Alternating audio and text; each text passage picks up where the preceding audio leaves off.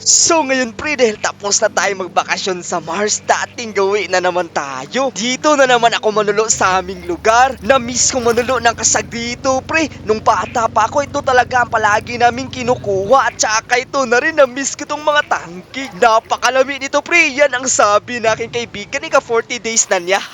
At dahil na-miss ko talagang kumain itong kasag pre, niluto ko agad pag uli namin sa balay. Yun nga, napakatambok at napakasarap na makasag ngayon pre.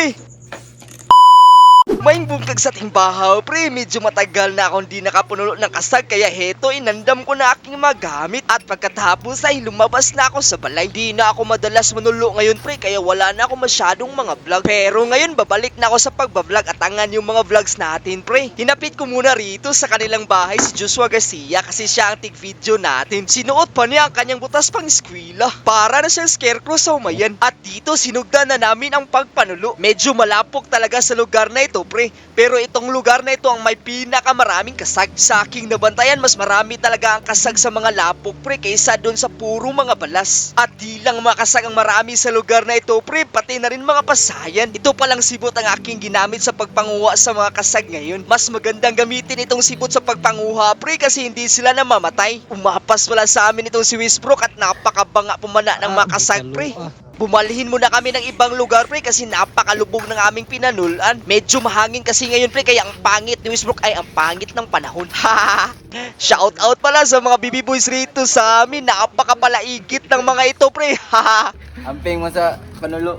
At pag abot ko rito sa aming pangalawang spot, pre, ito agad ang aking nakita. Ito ang tinatawag sa amin na tangkig, pre. Medyo lubog talaga ang dagat ngayon, pre. Mabuti na lang, napaka-power ng aking spot na ginamit. Kahit na gaano pa yan kalubog, basta sumiga ang kanilang mata, makikita natin yan. Puwera na lang pag umambak sila. Ito ang ikinagandahan pag sibot ang ginamit mo sa pagpanulo, pre. Di ka na mag-side-side tulad ng pana pag ginamit mo. Bubugawin mo lang tulad nitong lambay na nakuha ko. Pero ang importante sa lahat, hindi ka mahadlok, bumugaw sa kanila. Sa kilid mo lang sila bugawin, pre, katulad nito para hindi sila makapaak sa'yo. Maliit lang tong kasag, pre, pero pag napakan ka nito, nako, di ka nila bubuyan, pre, magpapabilin pa ang kanilang paak. At saka pala, pre, andito sila Daniel at Catherine Bernardo. Akala nyo nagbulag sila, hindi no, nanulo lang sila nakasag rito.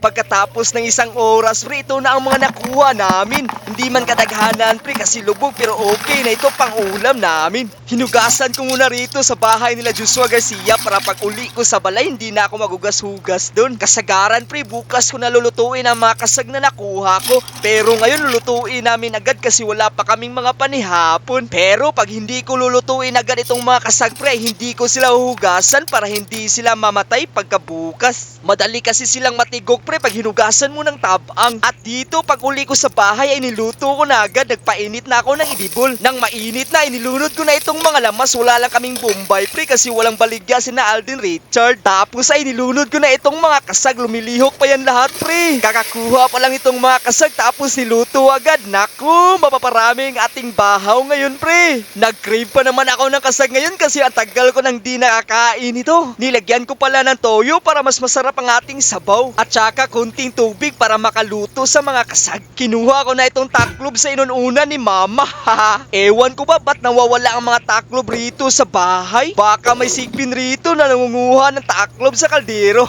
Heto, pre, luto na ang ating napaka-preskong mga kasag. Kambras na tayo, pre. Sana ay kumakain rin kayo ngayon. Napakasarap ng ulo nitong kasag, pre. Ayos, napakatambok ng mga kasag ngayon. Tapos paparisan mo ng bahaw quality. At habang tayo ay kumakain, shoutout pala kina Kurtz Ads Hill Bugs, Alfred, Ludi, Matildo, shoutout, at kay Alwin Jade Nicolas, God bless sa inyo, pre. At bago matapos itong video, ano ang tawag na kasag sa inyo, pre? Comment nyo lang dito sa ating video kasama ng inyong lugar at isya-shoutout natin yan sa sunod video. Salamat pala sa pagtanaw nyo hanggang rito sa video, pre. At angan nyo ang mga upcoming videos natin. God bless!